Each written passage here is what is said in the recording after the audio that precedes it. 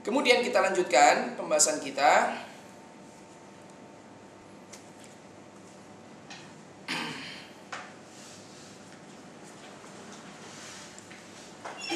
Kebolehan seseorang untuk tetap berpuasa sekalipun dia dalam keadaan junub ini adalah ijma' para ulama, jumhur para ulama, jumhur para ulama. Ada yang menyelisih hukum ini, tetapi hanya sebagian di antara para ulama.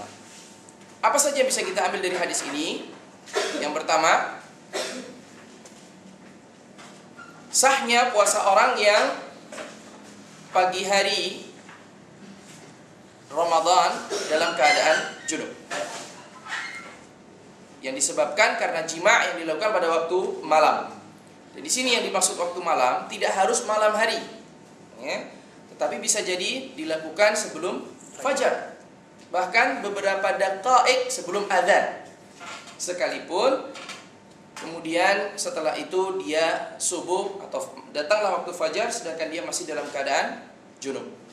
Dan di sini juga menunjukkan pada kita, hadis ini juga menunjukkan pada kita bolehnya seseorang mengakhirkan mandi junub, bolehnya kita mengakhirkan mandi junub. Sebab kalau tidak boleh mengakhirkan mandi junub, kenapa Nabi SAW mengakhirkan mandi junub pada hadis ini, sehingga setelah sahur kemudian mandi sampai waktu fajar datang, kemudian beliau mandi baru melanjutkan puasanya.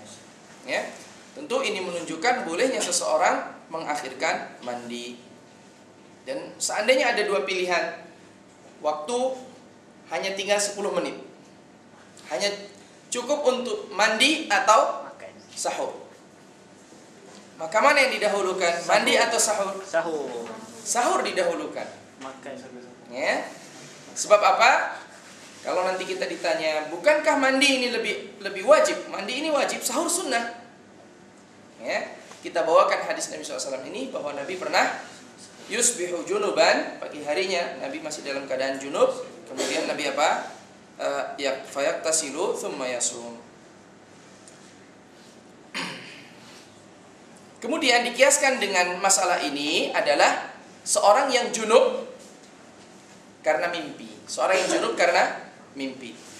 Maksudnya apa? Dikiaskan kepada masalah ini. Fadhal ya. Nah, sahib. Fadhal. Maksudnya apa ya? Dikiaskan kepada masalah ini. Masalah kita apa ya? Masalah yang kita bahas apa?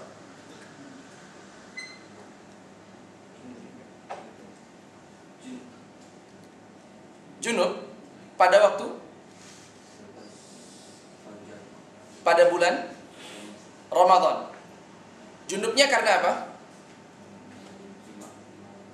Jima di malam hari. Kemudian saya katakan dikiaskan kepadanya seseorang yang junub yang dikarenakan mimpi. Dikiaskan kepada masalah ini seorang yang junub karena apa? Mimpi. Karena mimpi.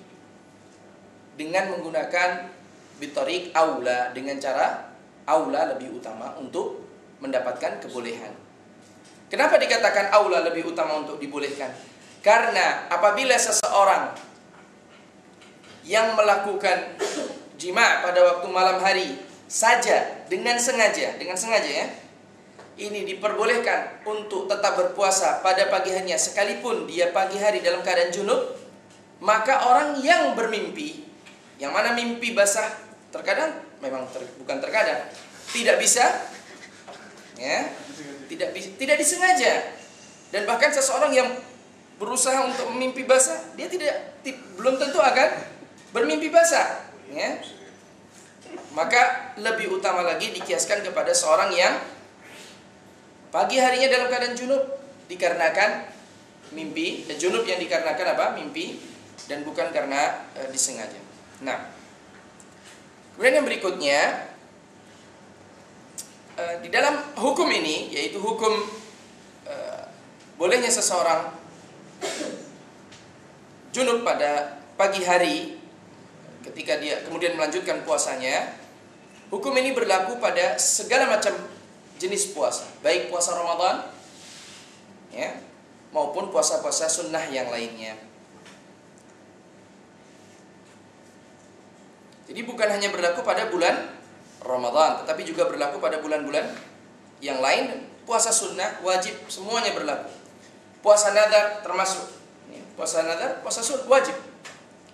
Boleh juga seandainya apabila seseorang telah berniat untuk melakukan pagi harinya melakukan apa? Puasa nadar, kemudian malam harinya dalam keadaan junub sampai fajar dia terbangun dalam keadaan junub, ya, padahal dia hendak berpuasa nadar, maka silahkan melanjutkan puasa nadarnya dan ini tidak membatalkan puasanya. Kemudian berdasarkan hadis ini juga menunjukkan kebolehan seseorang melakukan jima' fi layali Ramadan pada malam bulan Ramadan. Ya. Sebab Nabi tidak mungkin Nabi junub tanpa apa? Tanpa jima'. Mana yang menunjukkan bahwasannya Nabi melakukan jima' pada waktu malam bulan Ramadan? Min ahlihi. Min ahlihi. Min ahlihi. Nah, pada kalimat min ahlihi. Ini kalimat min ahlihi dari keluarganya, dari istrinya. Ini untuk menapis kemungkinan Nabi junub karena mimpi. Karena dikatakan sebabnya adalah min ahlihi, karena berhubungan dengan keluarganya atau istrinya. Biasanya kata-katakan ahli itu yang dimaksud adalah istri.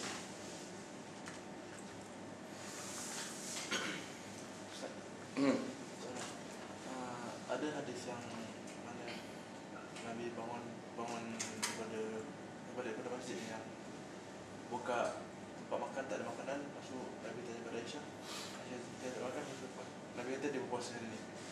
Kalau daripada itu menunjukkan yang Nabi berniat puasa untuk puasa sunat tu selepas dah terbit fajar, sebelum Nabi makan. Macam mana dengan keadaan orang yang nak puasa sunat tapi dia dah bangkit, dah bangun, dia dah dalam keadaan dia junub, lepas baru dia berniat untuk puasa sunat.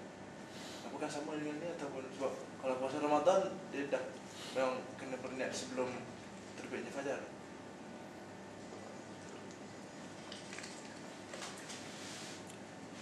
Tidak ada perbedaan ya akhi antara puasa wajib dengan puasa sunnah dalam masalah ini.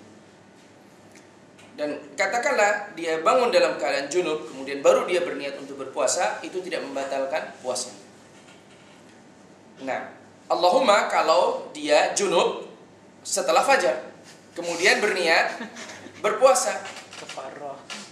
ya, ini tidak dibenarkan. Contoh ada bangun fajar kemudian makan. Setelah makan, saya berniat untuk berpuasa. Ini sama dengan setelah sarapan berniat puasa. Ini tidak dibenarkan. Ya, ada sebagian orang yang sempat menyampaikan kepada kita, ada ustadz yang mengatakan bahwa sekalipun seseorang itu sudah makan, boleh dia tetap berpuasa sunnah. Ya, wah, senang sekali kalau begini. Kita sarapan saja tiap hari, kemudian niat puasa setelah sarapan. Ini tidak dibenarkan. Jadi keadaan Nabi SAW berniat untuk berpuasa setelah melihat tidak adanya makanan, ini sebagai petunjuk kepada kita bahwa beliau tidak makan dari fajar sampai ketika beliau berniat untuk berpuasa. Wallahu ta'ala a'lam. Kemudian diantara faedah dari hadis ini, keutamaan istri Nabi SAW dan kebaikan mereka dengan mau menceritakan kisah ini kepada kaum muslimin. Bayangkan kalau kisah ini tidak diceritakan kepada kaum muslimin, berapa banyak kaum muslimin yang merasa ragu untuk melanjutkan puasanya gara-gara yusbihu junuban, pagi harinya dalam keadaan junub. Ya.